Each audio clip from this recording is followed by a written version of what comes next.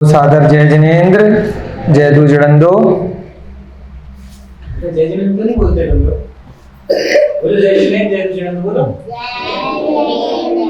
जय बोलो महावीर भगवान की जय बोली अनंत अनंत सिद्ध परमेष्ठी भगवानों की जय बोली आचार्य भगवान श्री सोम कीर्ति जी महाराज की, प्रद्युम्न कुमार चरित्र की, इस युग के प्रथमाचार्य श्री चारित्र चक्रवर्ती आचार्य भगवान श्री शांत सागर जी महान मुनिराज की जय बोली, विमल सागर जी महाराज की जय बोली, आचार्य भगवान श्री विद्यानंद जी महाराज की।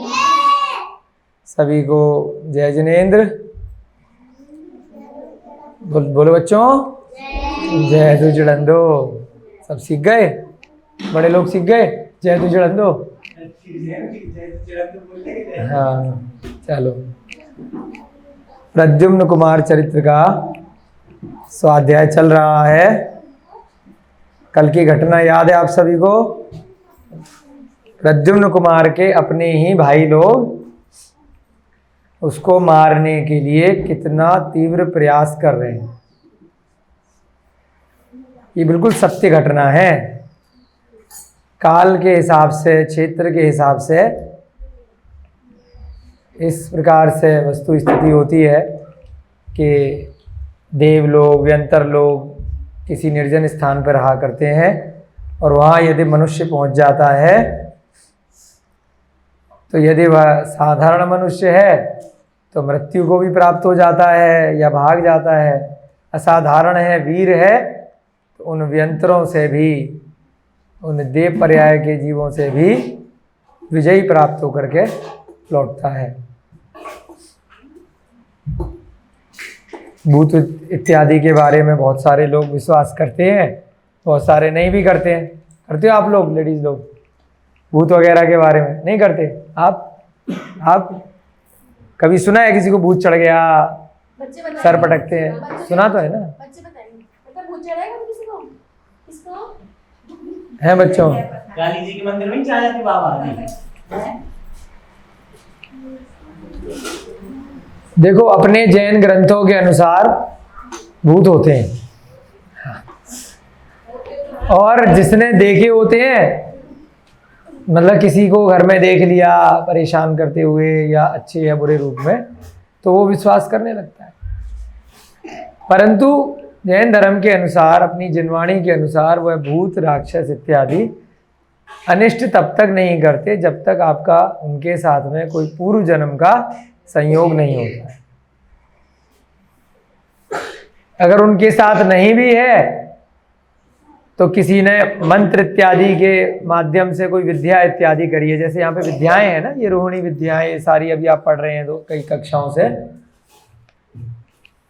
तो कुछ तांत्रिक इत्यादि होते हैं जो मनुष्य गति में वर्तमान में जन्म तो ले लिए, परंतु किसी कारण से उनकी भोग की इच्छाएं हैं, इस कारण से उन्होंने तंत्र विद्या, मंत्र विद्या सीख ली, परंतु सम्यक दर्शन के साथ में नहीं सीखी। ये एक विद्या है। उस विद्या का सदुपयोग जो जीव करता है वो आत्म कल्याण कर लेता है। जो दुरुपयोग करता है वो अपनी आत्मा को अगले भवों में और इस भव में दुख पहुंचाता है, ज्ञान होने के बाद भी, विद्याएं होने के बाद।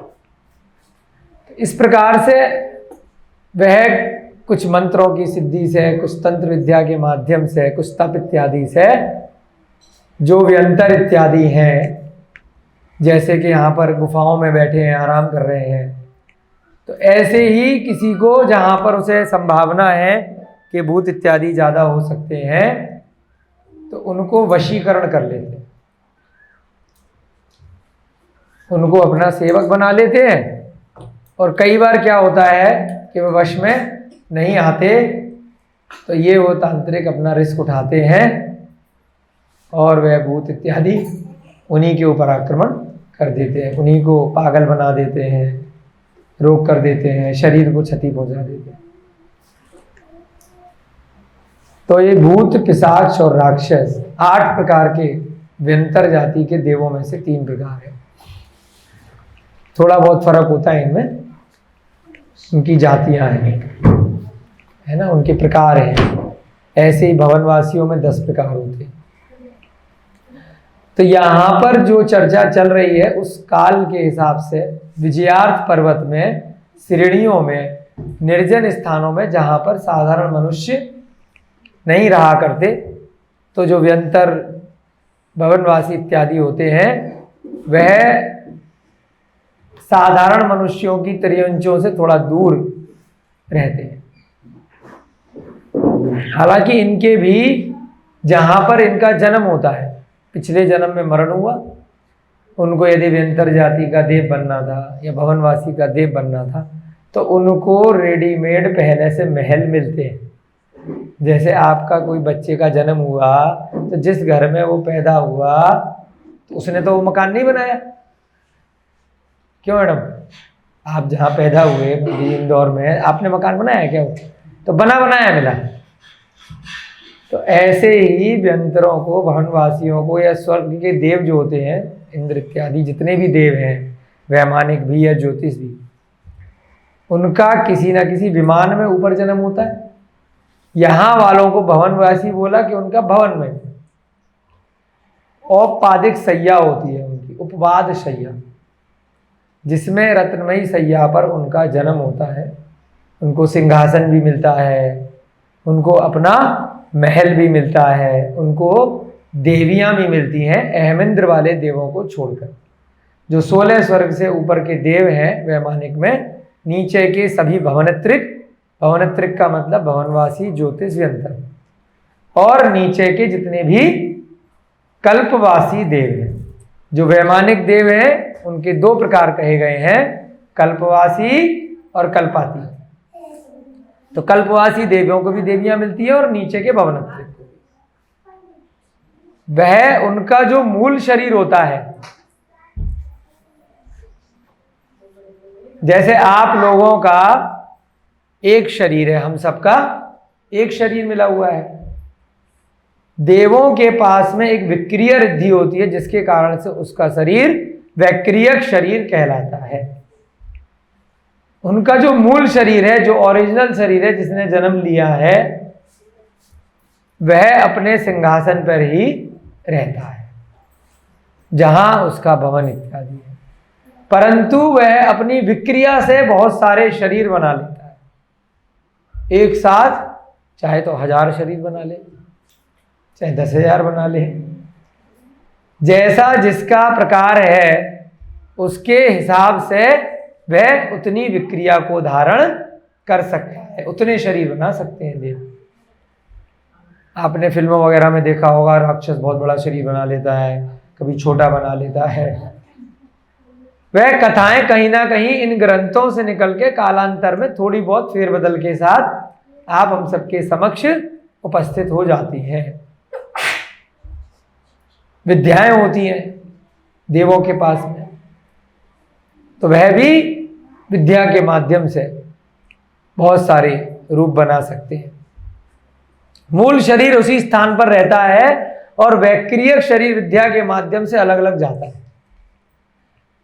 अब उसका एक उदाहरण मान लीजिए, आपके यहाँ जैसे मान लीजिए कोई देवी का मंदिर है ना, शंकर जी का मंदिर है, किसी का भी मंदिर है, आप जाते हैं तो वो वास्तव में क्या है कि वहां पर कोई रक्षक देव इत्यादि बन जाते हैं। मंदिरों में जहां पर भी बहुत पूजा अर्चना इत्यादि होती है, चाहे यहाँ जिन मंदिर में हो रही है जैन धर्म के हिसाब से, कहीं अन्य धर्म में हो रही है अन्य मतियों के हिसाब से, तो वहां पर कोई ना कोई रक्षक देव आ जाते हैं। जहां पर अक्षी वर्णाएं होती हैं, मंत्रों का प्रतिदिन उच्चारण हो रहा है, पूजा अर्चना हो रही है, देव उपासना हो रही है, उस कारण से उन मंदिरों में भी कुछ ना कुछ रक्षक देव रहते हैं। तो उन्हीं को आप देवी कह देते हैं, भगवान कह देते हैं, देवता कह देते हैं। तो वहां पर एक स्थान पर बहुत सारे रक्षक देव, यहां पर अपने यहाँ पद्मावती, क्षेत्रपाल इत्यादि बहुत सारे नामों से पुकारा जाता है, यक्ष यक्षिणी कहकर पुकारते हैं। तो वहां पर भी बहुत सारी जगह आपने सुना होगा कि जैसे एक मंदिर है राजस्थान में है कि कहाँ पर बालाजी करके एक मंदिर है, सुना होगा।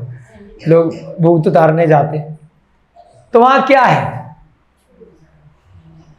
ना, क्यों आ रहा है ये चर्चा का विषय? क्योंकि यहां पर वह देवों को जीत रहा है प्रद्युम्न। तो इस सारांश से आपको कंफ्यूज ना हो जाए कि ऐसा कैसे हो सकता है कि एक मनुष्य देव को कैसे हरा दे। और वहां पर ऐसे ऐसे मंदिरों में हम कहानियां सुनते हैं, टीवी पे देखते हैं, लोग कुछ पागल से हो जाते हैं, तांत्रिक को बुलाते हैं, वहां ले जाते हैं, दूर हो जाते हैं। क्या चमत्कार है भाई? वहां वास्तव में कोई हनुमान जी का चमत्कार नहीं है। हनुमान जी तो मोक्ष जा चुके, वो तो भगवान बन चुके। भगवान जी सिद्ध भगवान है हनुमान जी। वो भी विद्याधर राजा थे। ग्रंथों में पढ़िए, आप पढ़ाएंगे कभी धीरे धीरे करके जब पद्म पुराण का सार आएगा आप लोगों को। हनुमान जी तो भगवान बन चुके हैं, है ना। उनका वानर वंश था, उनकी ध्वजा पर मुकुट पर वानर चिन्ह था, इसलिए उनको वानर वंशी बोल दिया गया। और उनका रूप बना करके कालांतर में उनको देवता बना दिया गया कि अवतार लिए, विष्णु के अवतार, इनके अवतार। तो उनका नाम इसलिए कहीं पर भी आप देखिएगा, सीधे सीधे डायरेक्टली जितने भी हनुमान जी के मंदिर होते हैं, डायरेक्ट हनुमान मंदिर नहीं लिखते।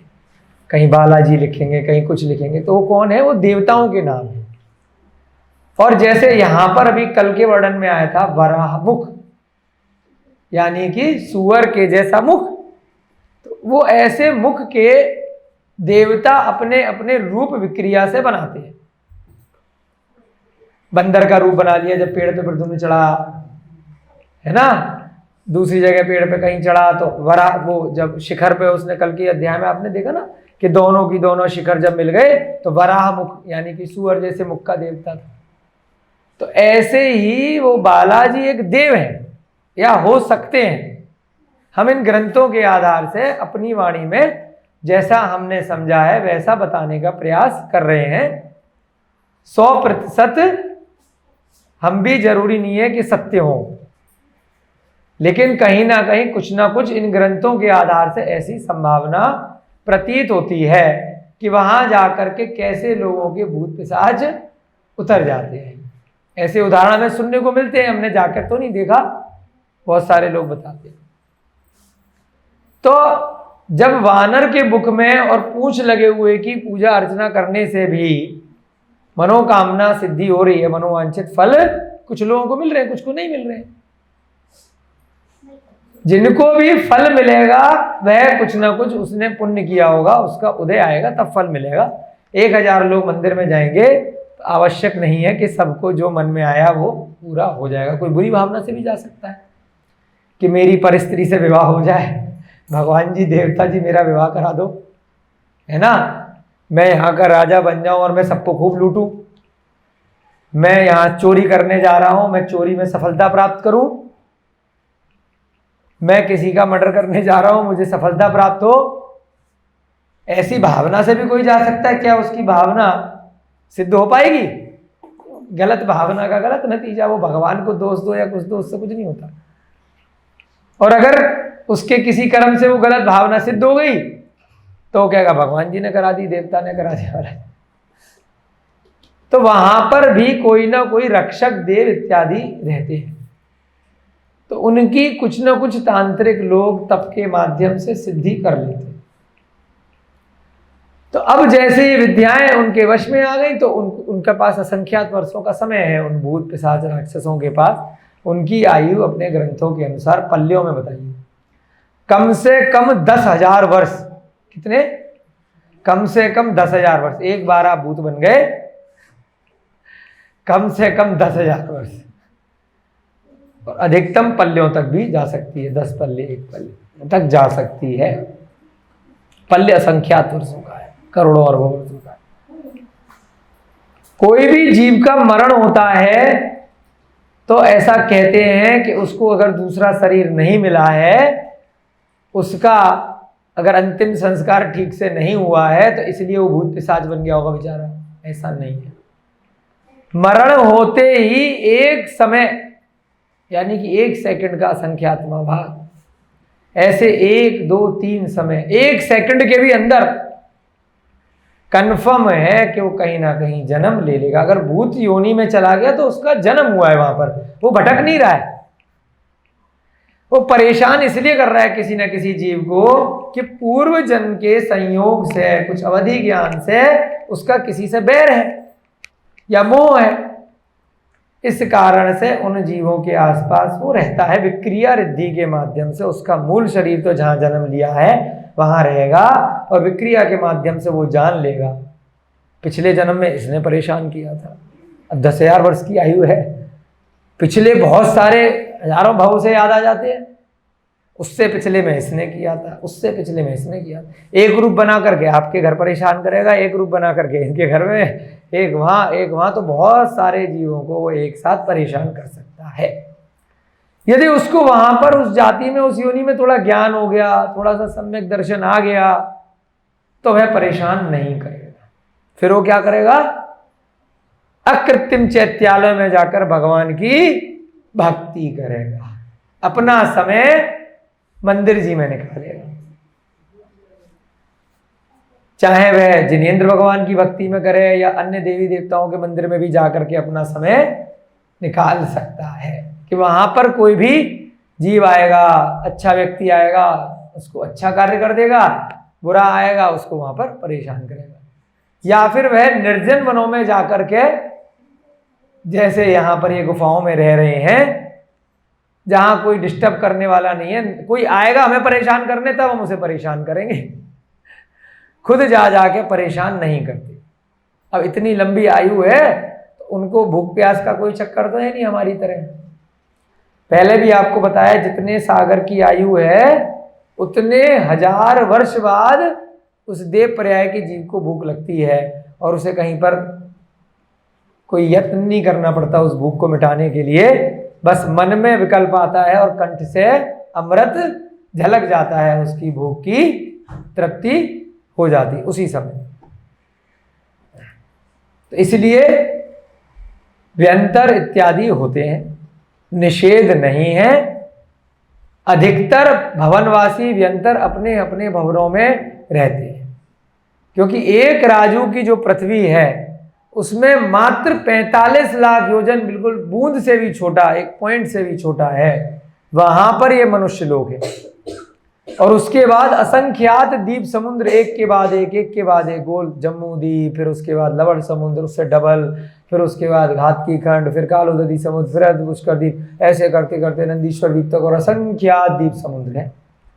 ये व्यंतर और भवनवासी खाली 2.5 द्वीप पे ही नहीं रहते, ये सारे की सारे पूरे मध्य लोक में और उसके मध्य लोक के जो नीचे, पहले भी आपको बताया था, अब बहुल भाग से ऊपर पंख भाग तक।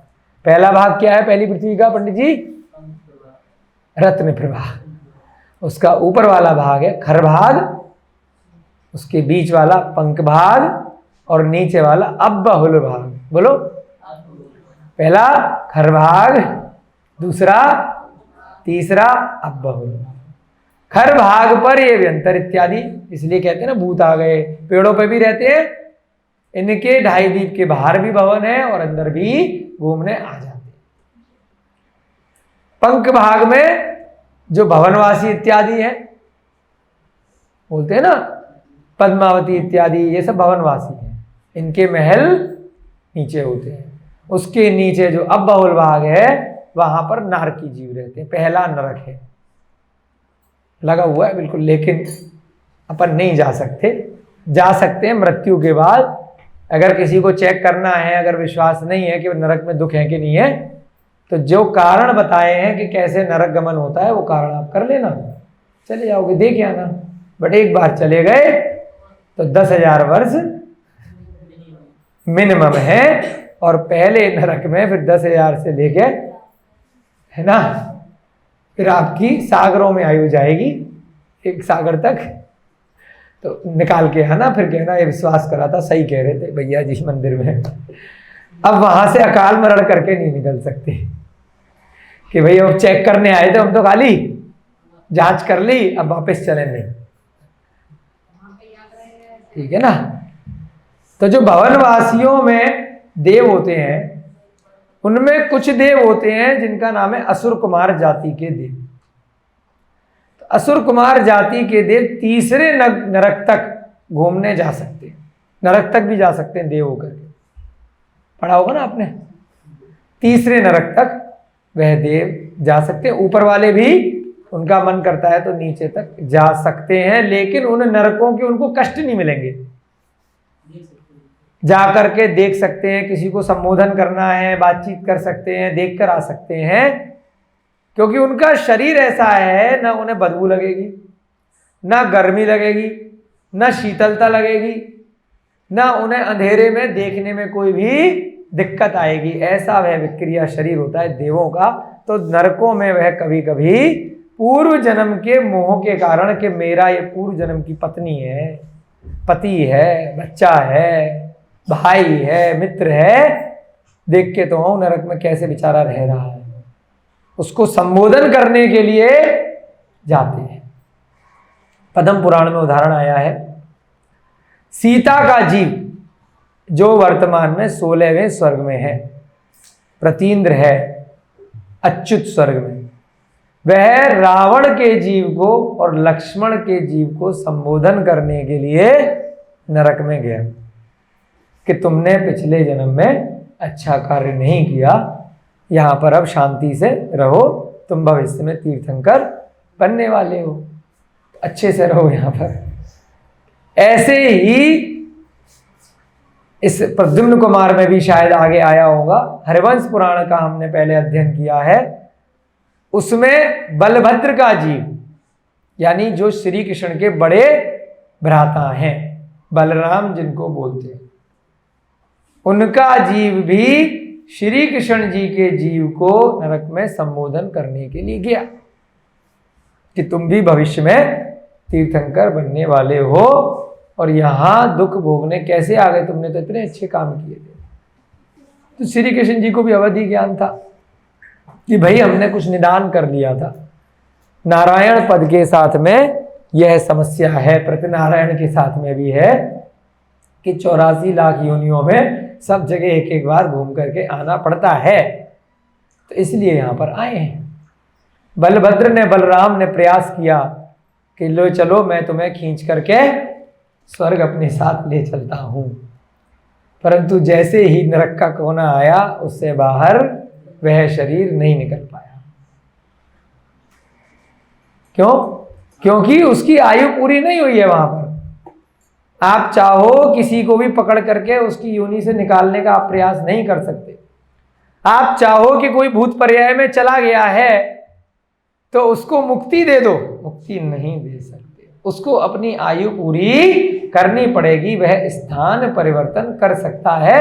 आप उससे निवेदन करो, हवन करो, विधान करो, यज्ञ इत्यादि करते हैं ना हम लोग, गृह प्रवेश करते हैं, मुहूर्त करते हैं, तो उसमें क्या करते हैं, मंत्रों का जो उच्चारण होता है उसमें क्या होता है कि अभी इससे पहले इस स्थान में कोई नहीं रह रहा था,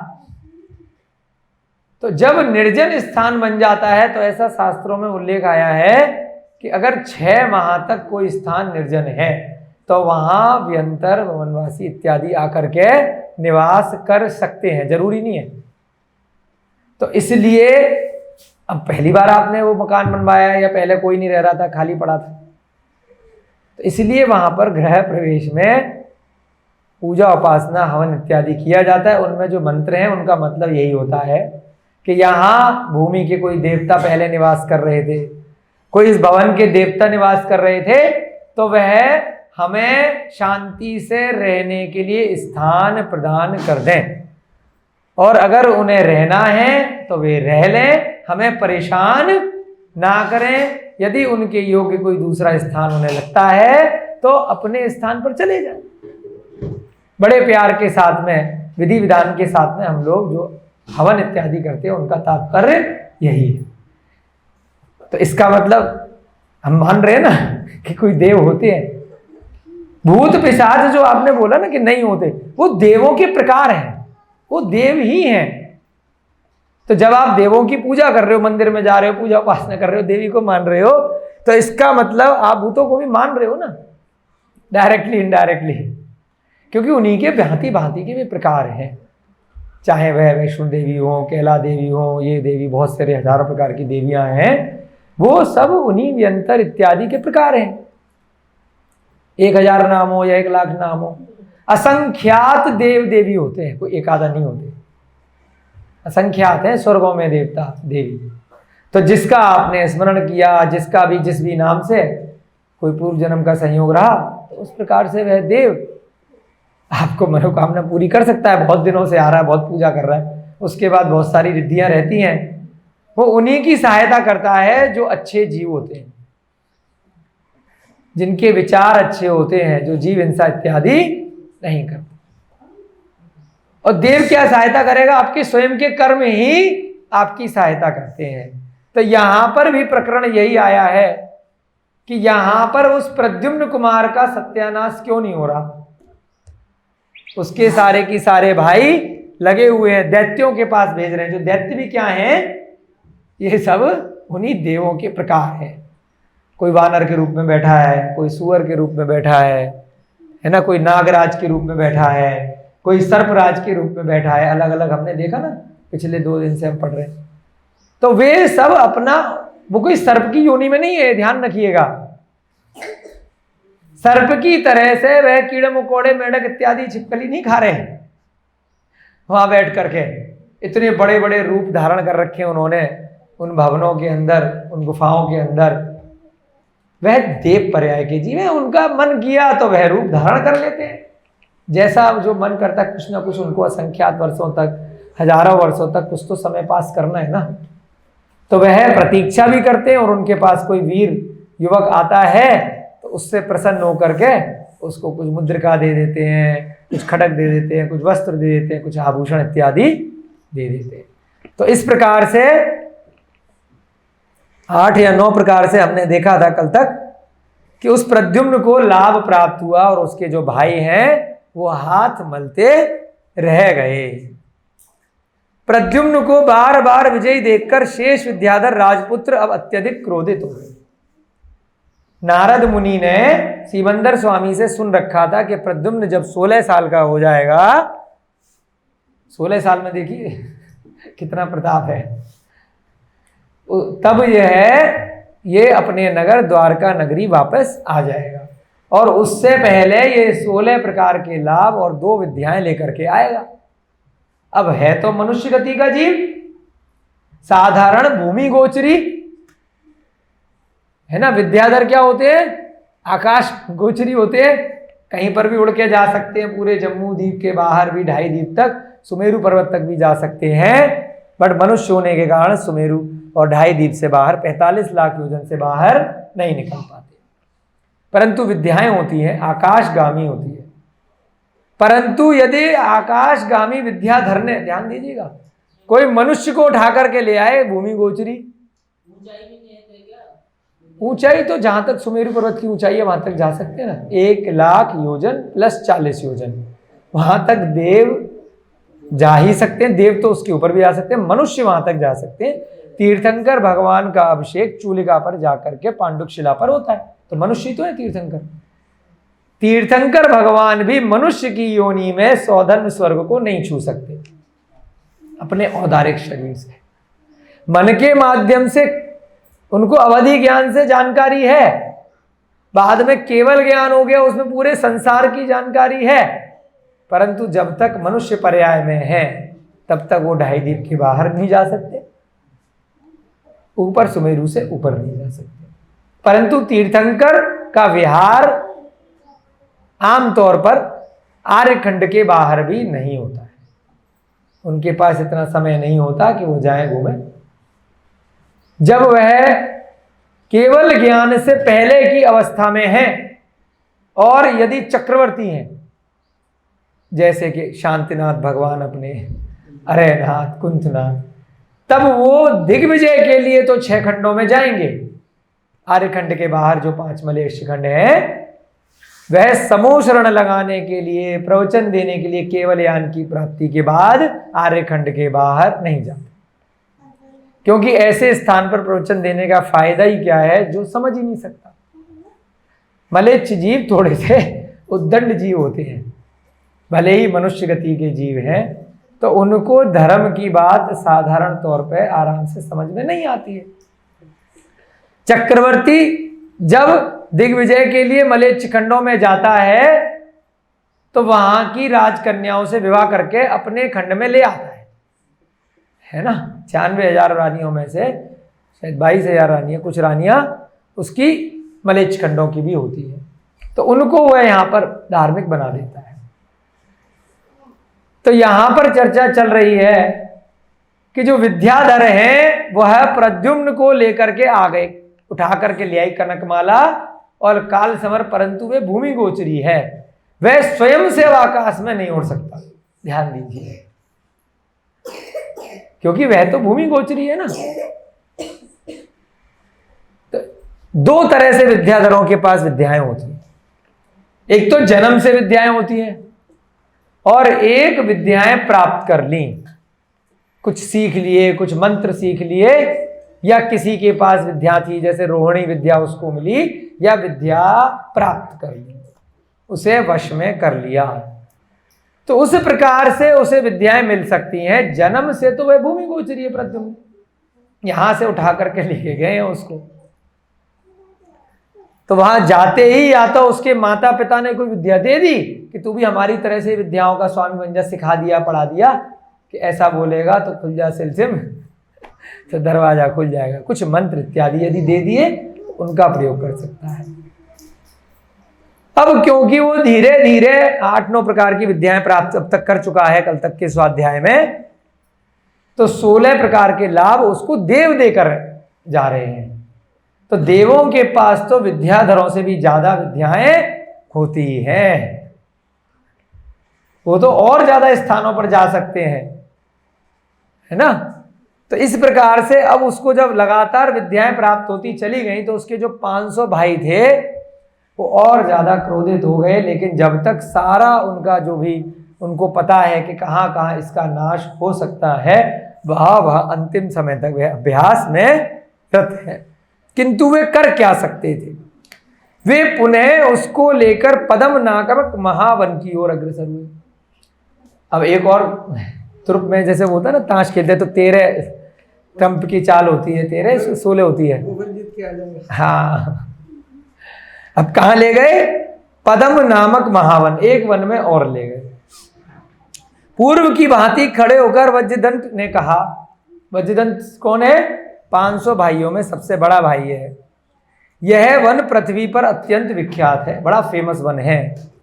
जो निर्भयता के साथ इस महावन में भ्रमण करके लौटता है वह संसार का अधिपति बनता है। फिर बोल दिया कि एक बार जाओ और पूरे संसार पे राज करो।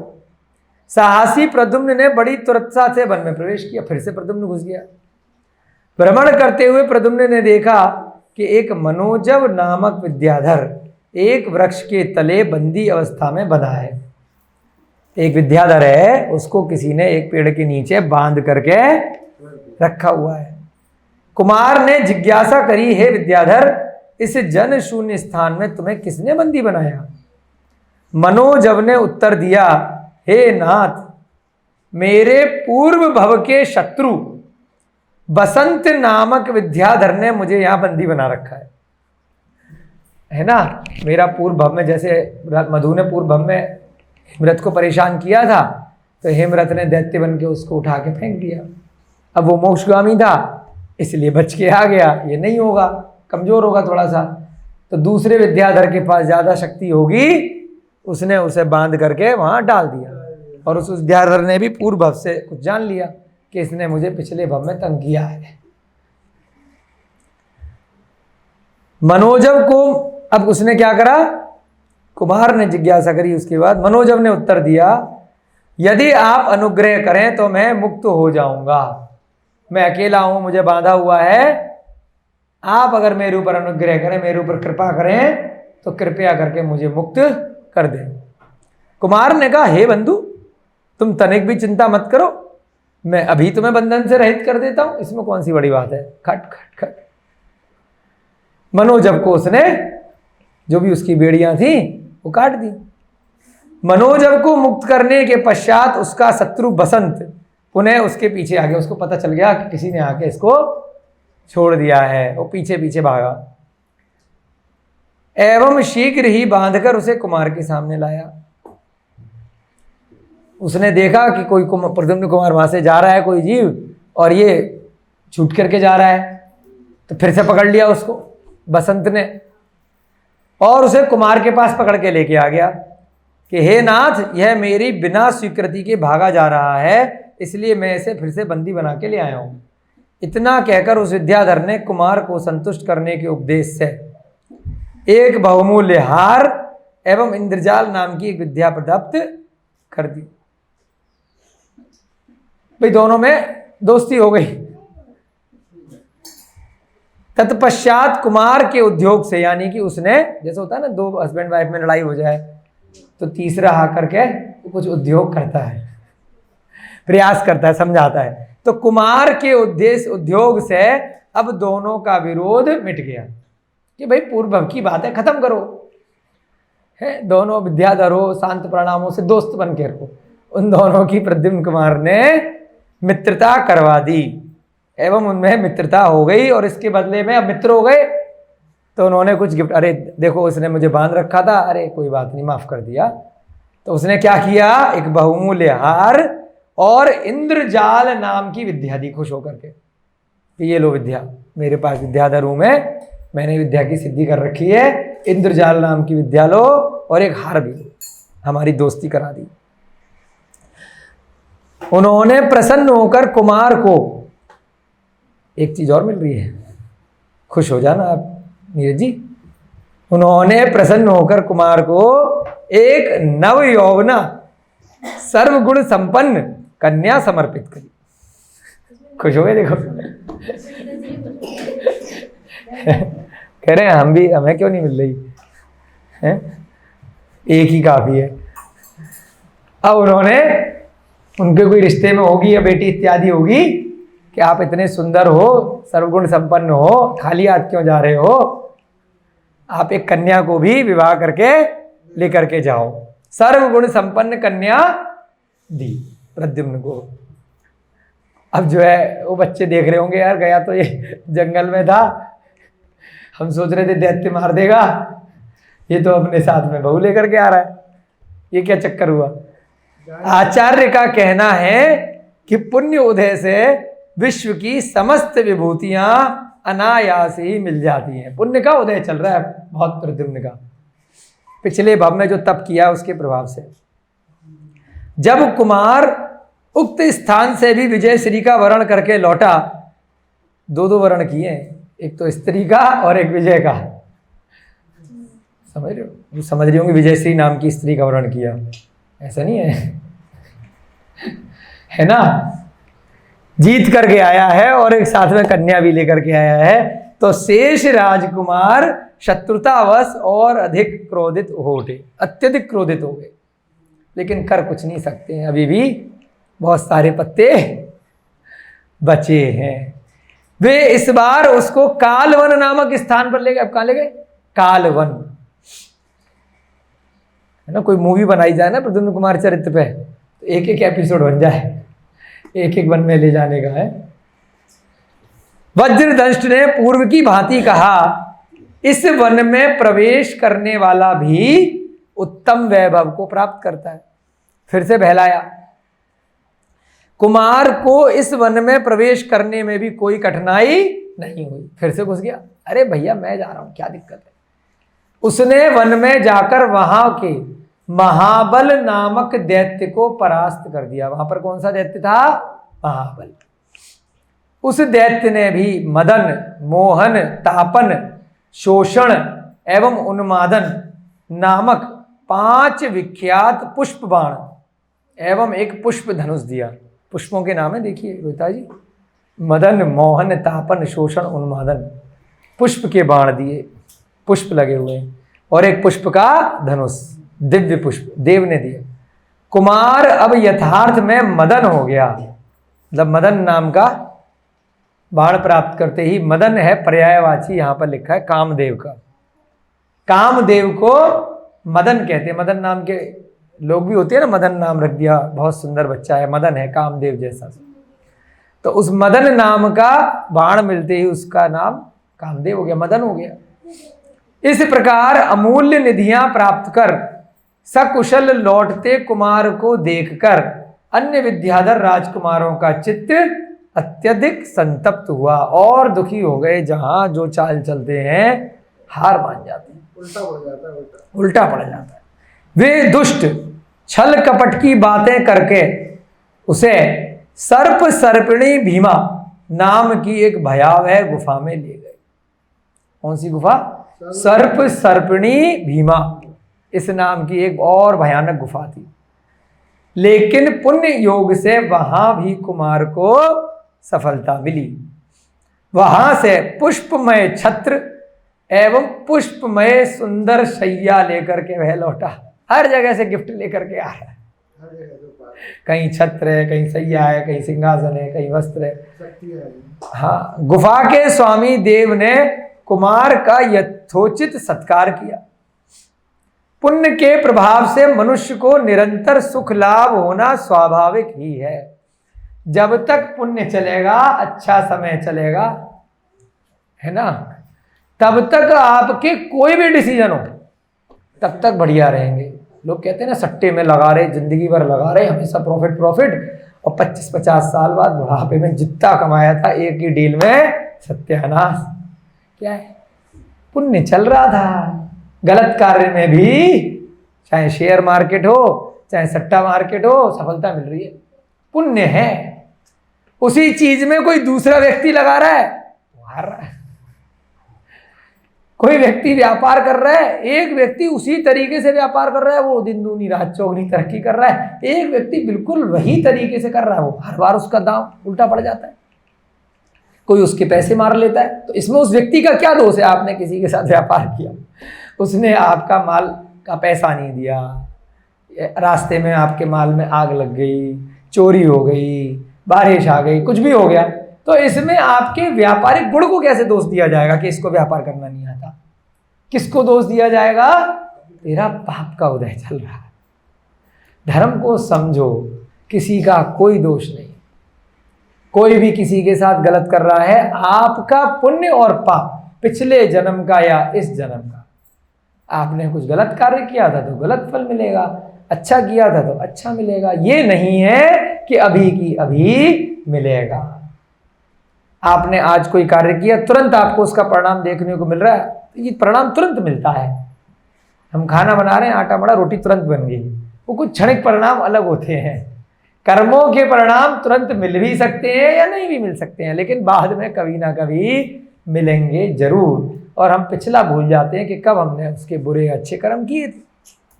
तो यहां पर भी क्या है कि अभी उसका पुण्य तीव्र चल रहा है, तो जहां जा रहा है, जैसे जा रहा है, प्रॉफिट ही प्रॉफिट मिल रहा है। अब की बार कुमार के लौटने पर उन दुष्ट राजकुमारों ने अब तो फाइनली उसका वध कर डालने का विचार किया। बाकी 500 में से 499 भाई तो बार बार कह रहे हैं, भैया छोड़ो, जहां ले जा रहे हो और ज्यादा शक्तिशाली होके आ रहा है, हम 500 मिलके इसको मार डालते हैं, काम खत्म हो जाएगा, दिक्कत यहीं खत्म हो जाएगी। वो थोड़ा समझदार है। अभी क्या कह रहा है? कुटिल वज्रदंत ने फिर से कहा कि अभी मेरे पास 2 अन्य उपाय और शेष बचे हैं। अभी तो मेरे पत्तों में 2 पत्ते बचे हैं, क्या पता कोई सा तुक्का लग जाए, तो ये ट्राई करने दो, नहीं होगा फिर बाद में मारने का सोचेंगे, है ना। 2 उपाय और बचे हैं। कहां गया? हाँ, जिनमें फंसकर कुमार की मृत्यु हो जाने की संभावना है। अभी तो ट्रंप का इक्का बचा हुआ है, अतएव वर्तमान में उस पर आक्रमण करना उचित नहीं है। अभी आक्रमण नहीं करते, फालतू में आक्रमण करेंगे फायदा क्या? क्या पता वैसे ही मर जाए छल कपट से।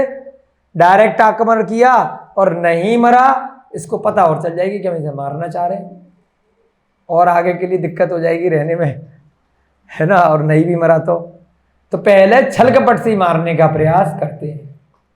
अभी इन लोगों में वार्तालाप चल ही रहा था कि तभी कुमार आ गया। पिछली जगह अब दूर से देखा था ना, वापस लौट के आ रहा, पास आ गया। पूर्व की भांति अनेक कष्ट उठाकर वे सब अब उसे विपुल नामक वन में ले गए। अब कहाँ ले गए? विपुल। वहां शस्यों यानी कि फल और पुष्प से सुशोभित जयंत नामक एक विशाल पर्वत था। उस वन के अंदर एक पर्वत था, बहुत फूल थे, बहुत पुष्प थे और फल थे। उसका नाम क्या था? पर्वत का नाम जयंत। उसी की ओर इंगित करके दुष्ट राजकुमार ने कहा, इस पर्वत के आरोही को अमूल्य निधियां प्राप्त होती हैं। इस पर्वत पे जो चढ़ता है, पहले की भांति भी जो पर्वत पे चढ़ाया था, बहुत निधियां प्राप्त होंगी। कुमार फिर से निशंक होकर के चढ़ गया, बिना किसी, अरे क्या दिक्कत है भैया, हम चढ़ते हैं। पर्वत के निम्न भाग में जल से परिपूर्ण नदियां वेग से प्रवाहमान थी। जैसे होता है ना, बड़ा पर्वत होता है तो नीचे नदियां बह रही होती हैं, बहुत तेजी से झरने नदियां बह रहे थे। तट पर कंठ तमाल आदि वृक्ष शोभा पा रहे थे। तट पर बहुत सारे सुंदर सुंदर बड़े बड़े वृक्ष थे। तमाल वृक्ष के तले शिला पर आसन लगाए हुए एक कामिनी बैठी थी। कौन बैठी थी रोहिता जी? मुस्कुराओ। कामिनी यानी कि कोई स्त्री जो बहुत सुंदर स्त्री होगी, एक वहां पर आसन पर बैठी है।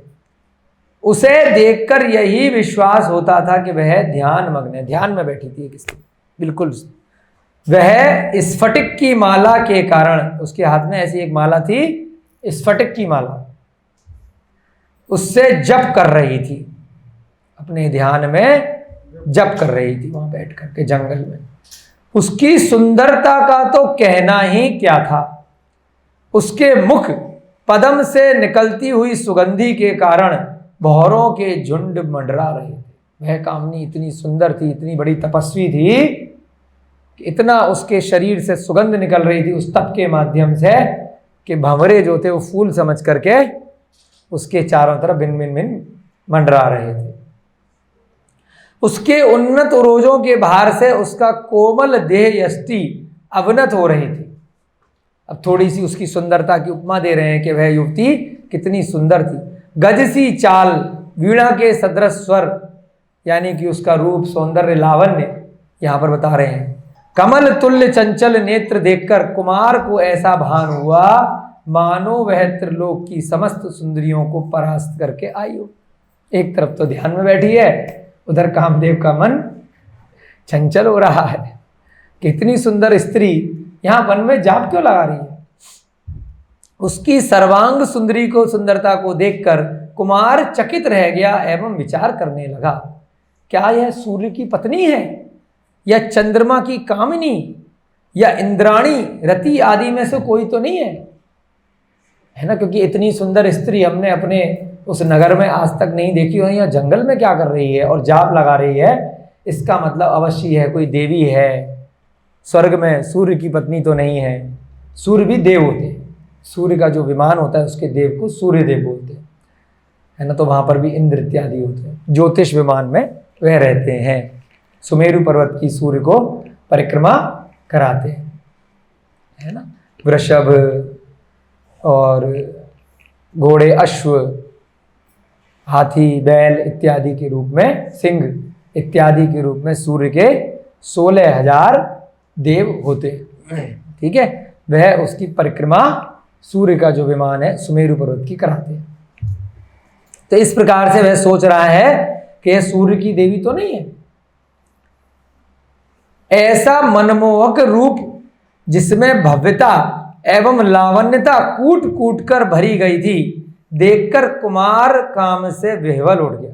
अरे उसकी तो हालत खराब हो गई देख करके उस स्त्री को। वह पंच शरों से घायल होकर व्यग्र चित्त होकर के बैठ गया। है तो मनुष्य गति का ही जीव प्रद्युम्न कुमार, है ना? जब देव पर्याय में भी देवियां थी, यहां पर भी अभी मनुष्य गति में, अभी मोक्ष के लिए उसने उपक्रम नहीं किया है, अभी दीक्षा नहीं ली है। उससे पहले जो साधारण मनुष्यों की चेष्टाएं रहती हैं, आकर्षण रहता है पर स्त्री पर, अभी मतलब जैसे दूसरा लिंग जो होता है, पुरुष का स्त्री पर, स्त्री का पुरुष पर, तो उसी प्रकार से उसका भी आकर्षण हो गया, दिमाग खराब हो गया। क्या लिखा है? उसका मन काम से विह्वल हो गया। वह पंच शरों से घायल होकर व्यग्र चित्त होकर के बैठ गया। जैसे श्री कृष्ण जी का रुक्मणी की फोटो देख के हाल हुआ था, ऐसा ही परेशान हो गया। किंतु संयोग से बसंत नामक देव का आगमन हो गया, जिससे अभी पहले मित्रता कर के आया था, जिसकी दोस्ती कराई थी। वो घूमता घामता वहां पर, नहीं ये तो कोई दूसरा है, वो तो विद्याधर था। हाँ, ये बसंत नाम का ये देव है, वो विद्याधर था। देखते हैं अभी आगे पढ़ के। संयोग से बसंत नामक देव का आगमन हुआ, वह कुमार का अभिवादन करके वहीं बैठ गया। एक देव आ गया वहां पर। शिष्टाचारवश कुशल प्रश्न के पश्चात कुमार ने देव से उस सुंदरी के विषय में पूछा, हे महाभाग, तुम मेरे संदेह की निवृत्ति करो। यह अन्यतम सुंदरी इस निर्जर स्थान में कैसे आई? यह किसकी पुत्री है एवं तपस्या करने का इसका क्या उद्देश्य है? अब ये हो भी सकता है वही बसंत, यहाँ पर ठीक से पता नहीं चल पा रहा, क्योंकि अभी पिछले उसमें लिखा था बसंत नामक विद्याधर, और यहाँ लिखा है बसंत नामक देव। तो या तो कोई दूसरा देव हो सकता है ये, या वहां पर मिसप्रिंट हो सकता है ना? तो चेक करना पड़ेगा। ठीक है, हम क्या कह रहे हैं? अभी बताया था ना, बसंत नामक विद्याधर ने बंदी बनाया था, और यहां पर इन्होंने लिखा है बसंत नामक देव। तो या तो वह वही बसंत है या कोई अन्य है। अगर वही है तो वहां पर फिर मिसप्रिंट रहा होगा, देव को विद्याधर लिख दिया हो। चेक करेंगे किसी दूसरे ग्रंथ से। वह कुमार का अभिवादन कर वहीं बैठ गया, और शिष्टाचार वश कुशल प्रश्न के पश्चात कुमार ने उस देव से पूछा कि हे महाभाग, तुम मेरे संदेह की निवृत्ति करो, थोड़ा बताओ कि यह अन्यतम सुंदरी इस निर्जन स्थान में कैसे आ गई, यह किसकी पुत्री है एवं यहाँ पर इसका तपस्या करने का क्या उद्देश्य है? क्यों अकेले तपस्या कर रही है स्फटिक की माला से? बसंत ने उत्तर दिया, विद्याधरों का प्रभंजन नामक एक नायक है। एक विद्याधरों का नायक है, लीडर है प्रभंजन। उसकी पत्नी का नाम वाक्र है। यह कन्या उन्हीं की पुत्री है। उसने अपने ज्ञान से, अवधि ज्ञान से जान लिया कि कौन है, क्या है, कहां से बैठी है। इसका नाम रति है। प्रभंजन और वाक्र की पुत्री है, रति नाम की लड़की है।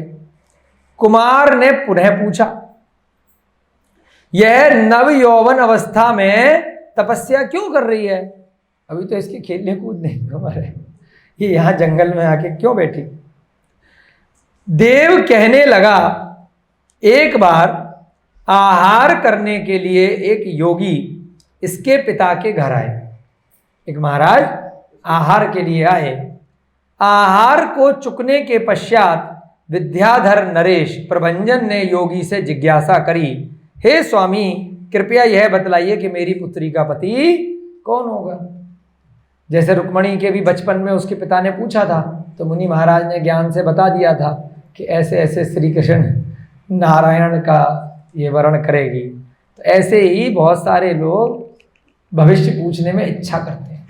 हमारे हिसाब से पूछना ही नहीं चाहिए, क्योंकि फिर टेंशन हो जाती है कि ये चीज़ होने वाली है कि नहीं होने वाली है। जो होगी तो होगी, क्यों भविष्य के लिए बचपन से टेंशन लेनी? जो होना है वो तो होगा ना। ज्योतिषी के पास जाएंगे, अब मान लीजिए सत्य हुआ, नहीं हुआ, फालतू, अरे तुम तो मरने वाले हो 5 साल बाद। आदमी उसी टाइम मर जाता है। 5 साल तक वो मरते मरते जीता है, अच्छा खासा है। तो अब यहां पर क्या हुआ? उसने पूछ लिया कि इसका विवाह किससे होगा। तो उस योगी ने बतला दिया कि द्वारका के अधिपति नारायण श्री कृष्ण के पुत्र प्रद्युम्न इसका पति होगा। पहले ही उस योगी ने बता दिया कि एक द्वारका के नारायण होंगे श्री कृष्ण, उनका पुत्र होगा प्रद्युम्न, वो इसका पति होगा। कहां से होगा, कैसे होगा, हमें नहीं मालूम। उस योगी ने बतलाया इस प्रकार से, वह अतुल वैभव संपन्न होकर विपुल नामक वन में पधारेगा। एवं उसकी उसी समय रति का पारिग्रहण कर लेगा। बताओ, पहले से ही उन्होंने अपने ज्ञान में आगे का देख लिया, अवधि ज्ञान में, कि वह किसी कारण से अब लेके तो भाई आए, वो तो निमित्त बने हैं। आप यह मत सोचिए कि कोई आपके साथ बुरा कर रहा है तो इसमें उसका कोई अपराध है, आप बदला क्यों ले रहे हो। अब ये प्रद्युम्न मान लो बाहर जाकर भाइयों से बदला ले, वो कहेंगे तेरी शादी भी तो ही यहाँ पर है। वो तो पहले ही लिखी थी बचपन में ही। उसकी बीवी बोलेगी कि मैं आके बैठी हूं वही शादी करने के लिए। तो ये तो निमित्त होता है।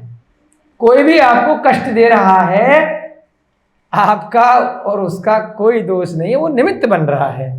कोई आपको कुछ लाभ दे रहा है, ये वह व्यक्ति नहीं दे रहा है, वो निमित्त है। आपके पुण्य के या पाप कर्म के उदय से संसार अपने आप घूम रहा है। जैसे वायु चलती है ना, कोई चला रहा है, बताओ पंडित जी, भैया बोल रहे ऑटोमेटिक चल रही, अपने आप चल रही है। ऐसे ही संसार अपने आप चल रहा है। कोई ब्रह्मा विष्णु महेश आदिनाथ महावीर हनुमान जी नहीं चला रहे, है ना। अल्लाह या क्रिश्चियन साईं बाबा, है ना, ईसा मसीह, कोई नहीं चला रहे। सब अपने अपने कर्मों से स्वतः चल रहे हैं, कोई किसी को नहीं चला रहे पंडित जी, है ना। कई बार आपने एक वो देखा होगा, चक्र होता है, टरबाइन अपने आप घूमता है, उससे विद्युत बनती है। जल गिर रहा है, वो घूम रहा है, पवन चक्की है, अपने आप घूम रही है, उससे विद्युत बन रही है। कोई चला रहा है क्या।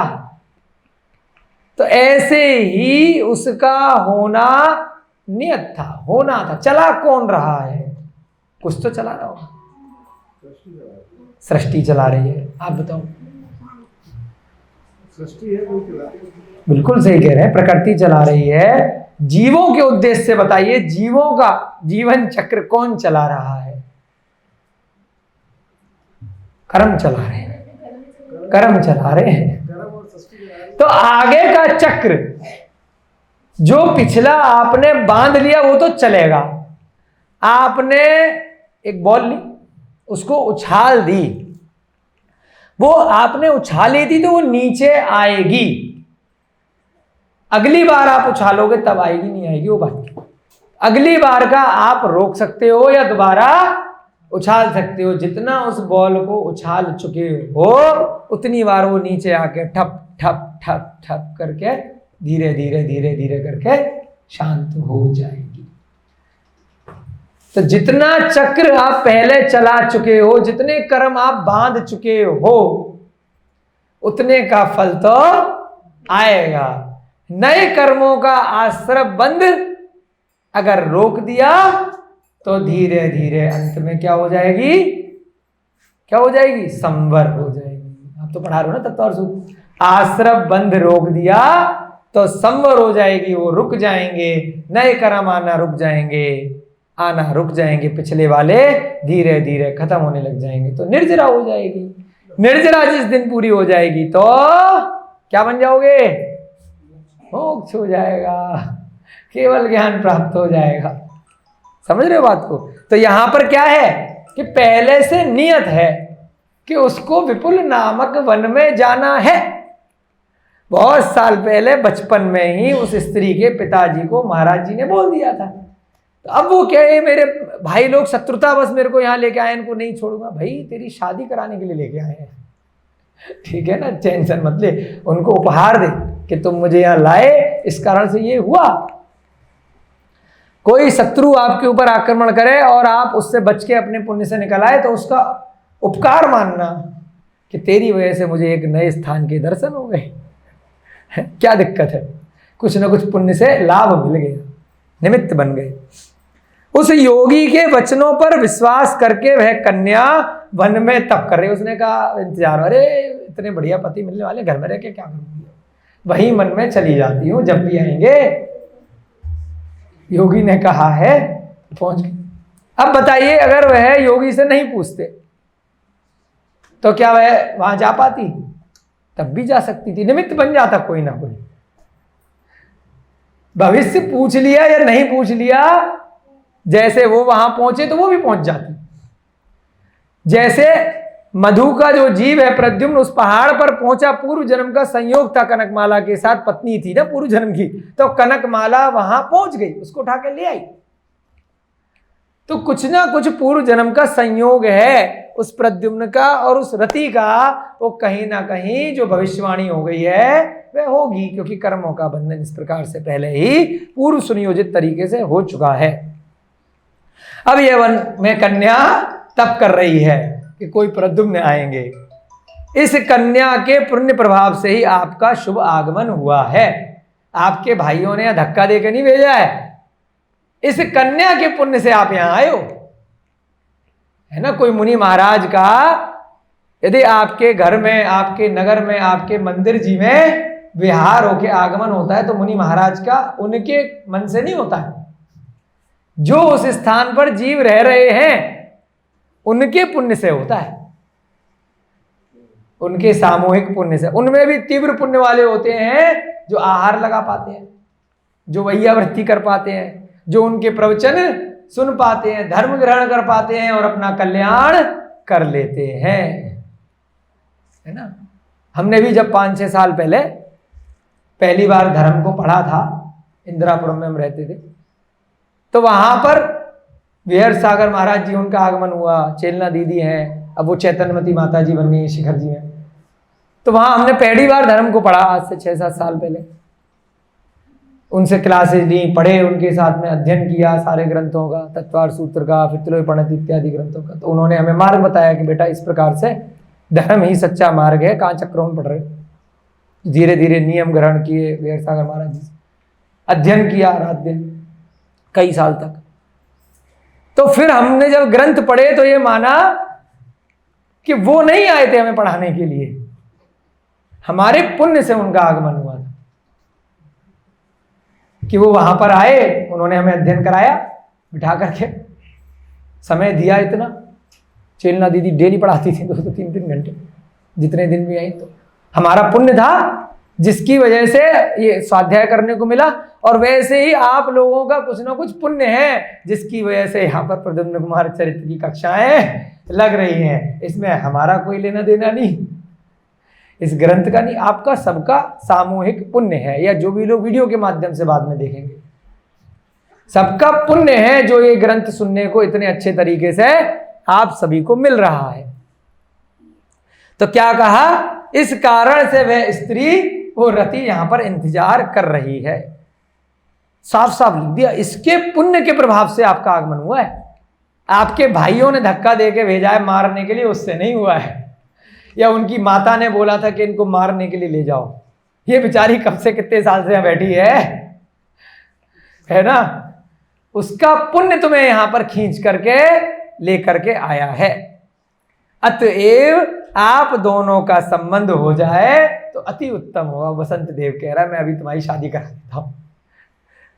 कुमार को अपूर्व प्रसन्नता हुई, क्योंकि पहले ही उसका मन तो विचलित हो ही रखा था उसको देख के। अब तो लॉटरी लग गई कि जिसके ऊपर मन विचलित हो रहा था वो तो अपनी ही ग्रीन सिग्नल मिल गया, कोई दिक्कत ही नहीं है। और ये तो कोई माताजी भी नहीं है जिससे शादी नहीं कर सकते हैं, क्योंकि माताजी अगर दीक्षा लेके बैठी होती तो भाई नमोस्तु करना पड़ता, इच्छामी बंधामी करना पड़ता, धर्म की बात करते। वे शीश नवा करके बोले मैं तो पुण्य बल से पर्यटन करता हुआ यहां तक आ पहुंचा हूं। वो भी कह रहे हैं कि मैं तो पर्यटन करता हुआ आ रहा हूं, घूमता हुआ। भाइयों ने मारने के लिए भेजा ये थोड़ी है, घूमने आया हूं। इस सुंदरी को देखते ही मैं काम बाण से बेहित हो गया था, मेरा तो पहले ही मन विचलित हो गया था इसको देखते ही। यदि आपकी कृपा से यह संबंध हो जाए तो मैं अपने को कृतकृत्य समझूंगा। शादी करवा दो देवता जी, मैं बड़ा आपका कृतकृत्य समझूंगा। कुमार के कथन से देव को संतोष हुआ। उसने तत्काल ही दोनों का विधि पूर्वक पाणी ग्रहण संस्कार करवा दिया। ऐसे उठा के नहीं ले जाओगे, वहीं पर उसने मंडप लगाया, फेरे वेरे कराए, शादी करके लेकर के जाओ। स्त्री रतन की प्राप्ति के पश्चात कुमार ने एक अन्य लाभ भी प्राप्त किया, है ना। तो इस प्रकार से वह एक के बाद एक लाभ को प्राप्त करता जा रहा है। विवाह के पश्चात उसी रमणीक वन में संकट नामक असुर एक कुमार से आकर मिला। एक संकट नामक असुर देव है, वह उस वन में, रमणीक वन में, वह भी आकर के कुमार से टकरा गया। उसने कुमार को नमस्कार कर कामधेनु एवं बसंत के सदृश मनोहर रथ भेंट किए। उसने भी रथ दे दिए। उसी रथ पर आरूढ़ होकर के प्रद्युम्न ने अपनी प्रिया रति के साथ प्रस्थान किया। अब वो खाली हाथ नहीं जा रहा। अभी तक तो क्या मिल रहे थे, वस्त्र मिल रहे थे, आभूषण मिल रहे थे, उसने रथ दे दिया। जाओ भाई, रथ में बैठ के जाओ अपनी मैडम को लेकर के, रति को लेकर के। अब वो बाहर किस में निकला? रथ में निकला। इधर उनकी रति बैठी है, इधर वो बैठा है। जब उसके भ्राताओं ने, अब ये सारे गिन लीजिए, 16 लाभ प्राप्त करने वाले, 12 हो गए थे, 2 और बचे थे, 16 लाभ प्राप्त करने वाले कुमार को आते हुए देखा तो अब उन्हें बड़ी ग्लानि हुई। अरे भैया, ये तो एक रानी भी लेकर के आ रहा, राजकुमारी भी लेकर के आ रहा, अभी तक तो अकेला गया था, ये क्या कर दिया। कुमार ने रति के साथ रथ पर आनंद पूर्वक यात्रा करी। अब और जला रहा है। उसके शेष विद्याधर भ्राता भी अनुगमन करते हुए देखे। वो सब पैदल पैदल जा रहे हैं पीछे पीछे, वो आगे रथ पे, आओ मेरे भाइयों, है मुझे मारने के लिए आए थे। वे सबके सब नगर की ओर जा रहे थे। अब जो भी तुरुप का इक्का था सब खेल लिया, अब कुछ नहीं है हाथ में, वापस जा रहे हैं अपने रास्ते। इससे यह प्रकट होता है कि पाप एवं पुण्य का फल प्रत्यक्ष घटित होता है, सामने दिखता है। समग्र नगरवासियों ने भी इस सत्य का अनुभव किया। जैसे जैसे अब वो 500 भाई सेना के रूप में पीछे चल रहे, आगे आगे रथ पे छोटा भाई अपनी रानी, 2 रानी हो गई, एक और थी ना पहले भी लेके आया था, हाँ, सबको लेकर के रथ पे आराम से जा रहा है। ये क्या हो गया भाई, कहाँ तो मारने के लिए निकले थे, अच्छा हमारी माताओं ने मारने के लिए बोला। हाँ, तो ऐसे प्रद्युम्न कुमार चरित्र का स्वाध्याय आप लोग नित्यप्रति कर रहे हैं, बहुत आनंद आ रहा है। हास्य रस के साथ में आप लोगों को बहुत कुछ ज्ञान भी प्राप्त हो रहा है, परंतु उसके में ज़्यादा आप घूमिएगा मत। वैराग्य रस को अपनाने का समय रहते प्रयास कीजिएगा। यह हमारी सबकी यहाँ पर इस ग्रंथ के स्वाध्याय से भावना है। उनकी मनोकामना थी ना कि वहाँ जाएंगे तो लाभ प्राप्त होगा। हमारा क्या है, हम सबकी क्या मनोकामना है? धर्म में वृद्धि हो, ज्ञान में वृद्धि हो, है ना, चरित्र में वृद्धि हो, दर्शन में वृद्धि हो। ऐसी हम सबकी यहाँ पर भावना है। हम सब ने भी इसी प्रकार से बहुत सारे पूर्व जन्म निकाले हैं, आगे भी निकालने हैं, लेकिन अच्छे तरीके से निकालें। जितना जल्दी हो उस पर हम विराम लगाने का प्रयास करें, ऐसी भावनाओं के साथ। जय बोली महावीर भगवान की, जय बोली अनंत सिद्ध परमेष्ठी भगवानों की, जय बोली आचार्य भगवान श्री सोम कीर्ति जी महाराज की, जय बोली प्रद्युम्न कुमार चरित्र की, इस युग के प्रथमाचार्य श्री चारित्र चक्रवर्ती आचार्य भगवान श्री शांत सागर जी महान मुनिराज की। सभी को सादर जय जिनेन्द्र, जय दो, चंदो। अब